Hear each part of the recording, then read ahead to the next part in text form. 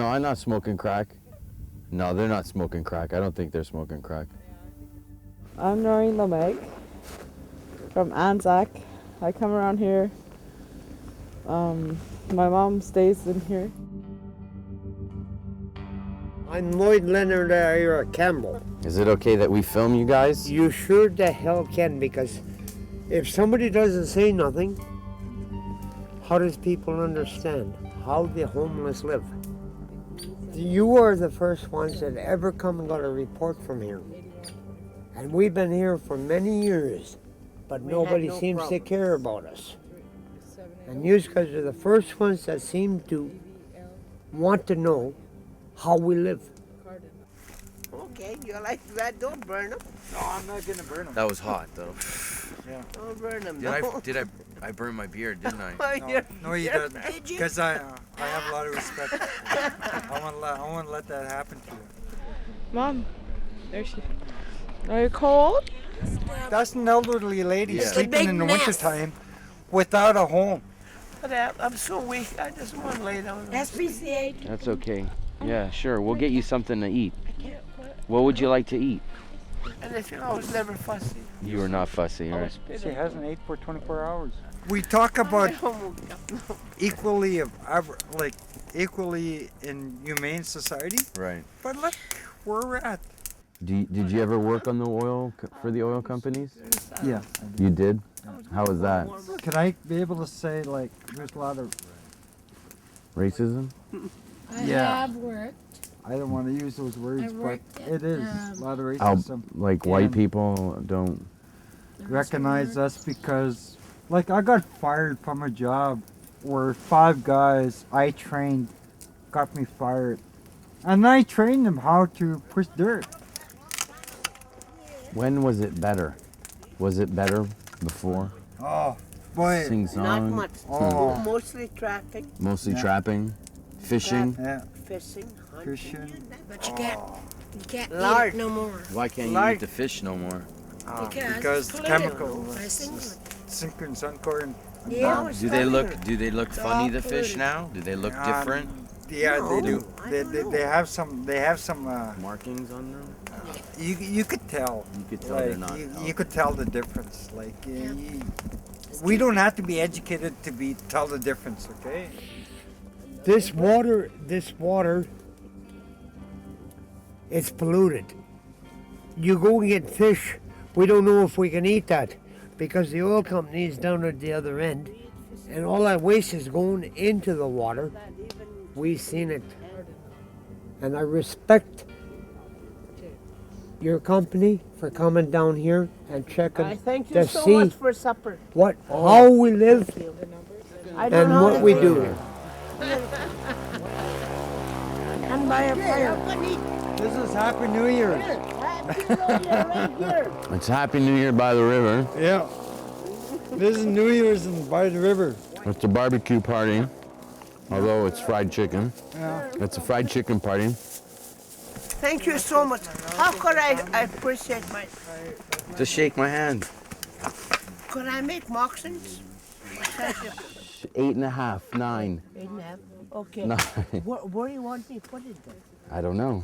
I'll have to come back to get them, or you I can. got deer height, Yeah? and I do a lot. My daughter helps me with that. Deer hide moccasins. Yeah. Yeah, I'd love a pair. And you too? And you She'd too? love it. Yeah. Yeah. Okay. Get stuck in the snow. We gotta pull them out.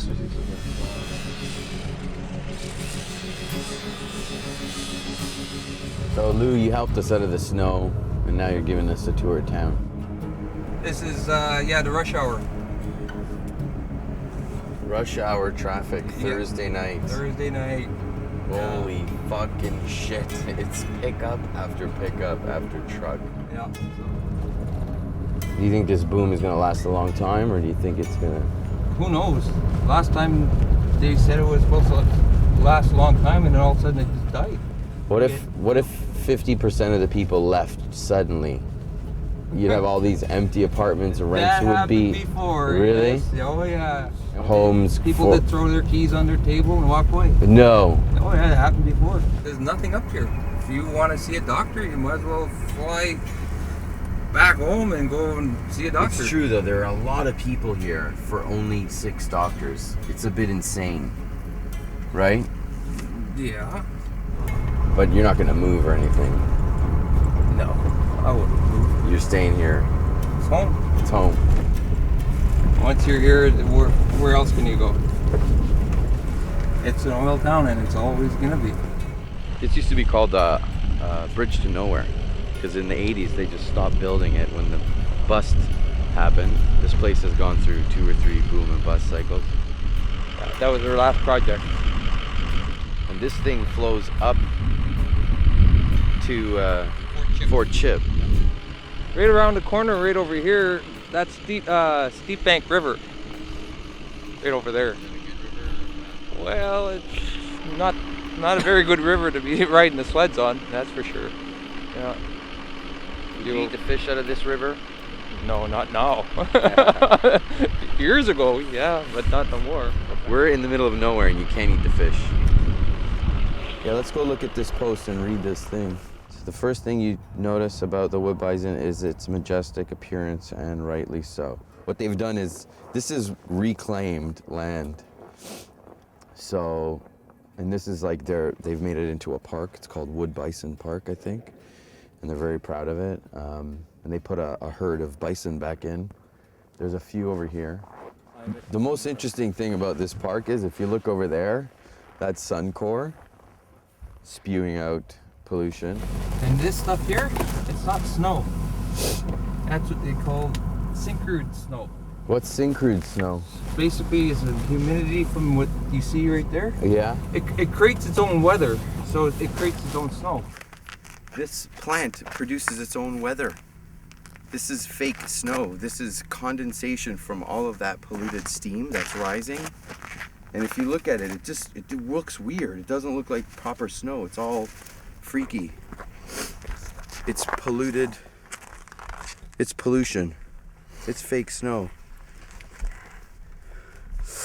I can't feel my fingers. Me neither. Okay. We don't disagree with development. We don't disagree that energy is required throughout the world.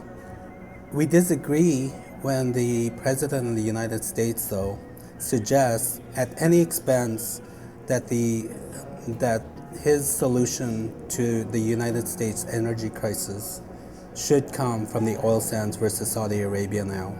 Because, like anywhere, we will still be the inhabitants of the land once the resources have been exploited.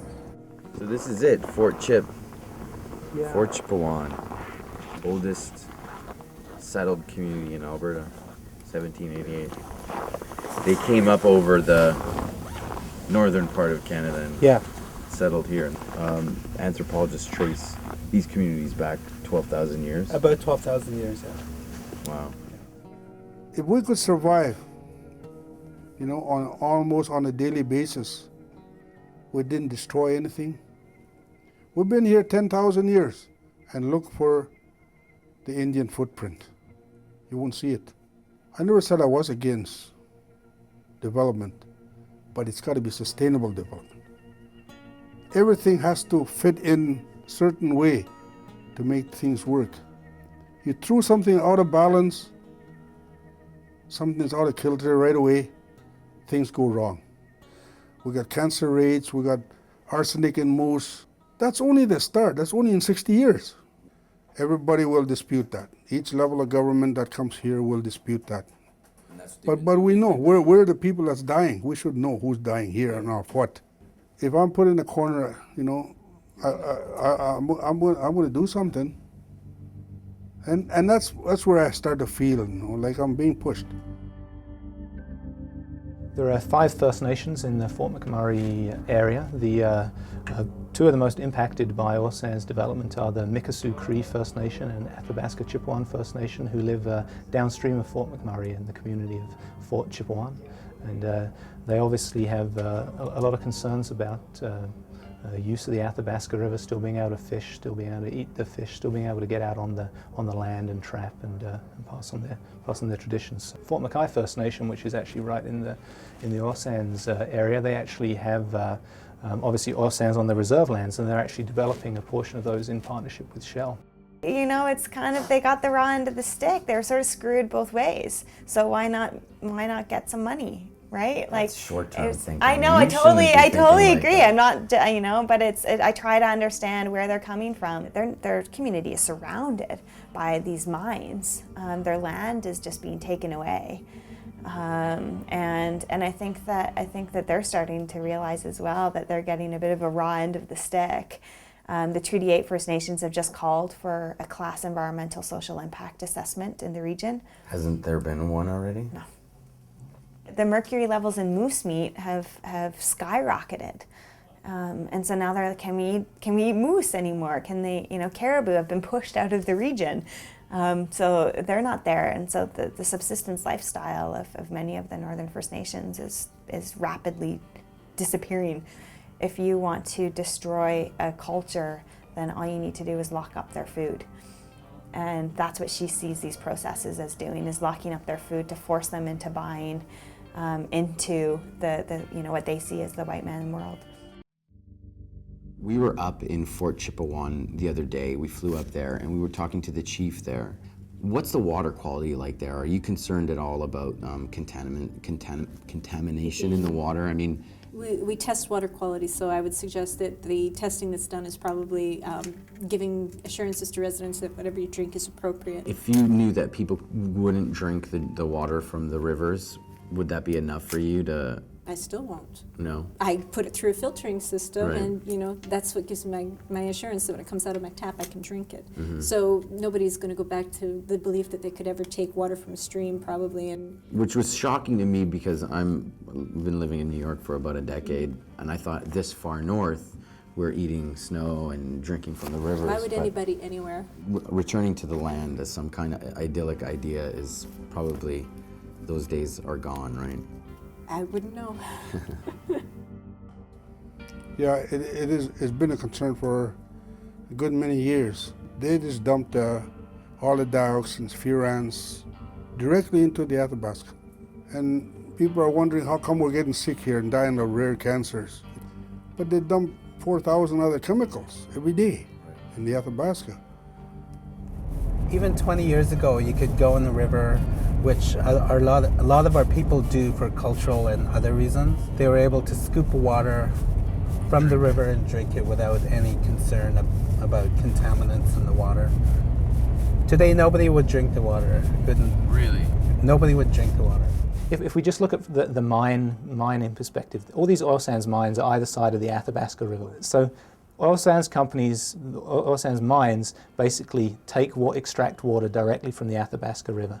A typical oil sands mine takes between 2.5 and 4 barrels of water to extract 1 barrel of bitumen. Because the process, of course, pollutes that water so much, it's largely not actually returned to the Athabasca River. The vast majority of it gets dumped into these tailings ponds. So these are, basically oily lagoons full of wastewater and suspended hydrocarbons. The working hypothesis is that the portion of that tailings is thickened and incorporated into the terrestrial reclaimed landscape. We're starting to get more information on the health effects. I mean, the thing with health effects is it's long term, right? They often come after too much development. And so what we're seeing now are some very clear signs that there are downstream health effects. Who's being affected? The First Nations communities.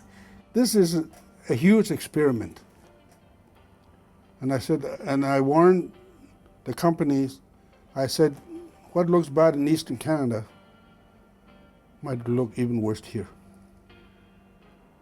Because you're not only going to kill the river, you're going to kill First Nations. This thing's out of control. Produce, and that's where we're going. Why the mad rush to take all this oil out? Take your time, develop safely, make sure it's sustainable. Instead of taking it all out in 40 years, make it last 200 years. So it doesn't stop, because man is greedy.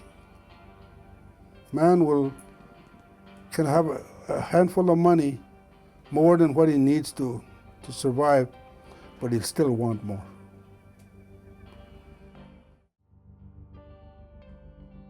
We need to communicate what's going on in the oil sands. We need to ensure that this gets better, rapidly better, quickly. We need to ensure there's a moratorium until we improve that, and we need to use this as a stepping stone to change things. America, of course, uses more than 20 million barrels of oil a day. Obviously, there's been no plan. It's why it's spiraled out of control. Our communities have spiraled out of control. Development spiraled out of control. I never said I was against development, but it's got to be sustainable development. So at this fast pace, development right now, we are losing our youth. It's absolutely crazy. The infrastructure is not meant for this. At some point, they will say, enough is enough. We've reached our limits. There is no room to move. The growing emissions of the oil sands are enough to prevent Canada single-handedly from meeting our Kyoto commitments. The reality is Canada signed and ratified Kyoto. It's international law. Whether we like it or not, we have an obligation to meet it. The Conservative governments have been backtracking, trying to figure out a way to get us out of it. Basically, they've said it's impossible, we won't do it, it'll trash our economy, none of which is true. We can do it, it won't trash our economy. Suncor, one of the biggest oil sands operators, came out just this week and said, it won't trash our economy. These oil companies know that they are going to have to curtail their emissions of greenhouse gases. And eventually start bringing them down. By the year 2020. Right. Okay, it's a longer period of time. It's not 2010.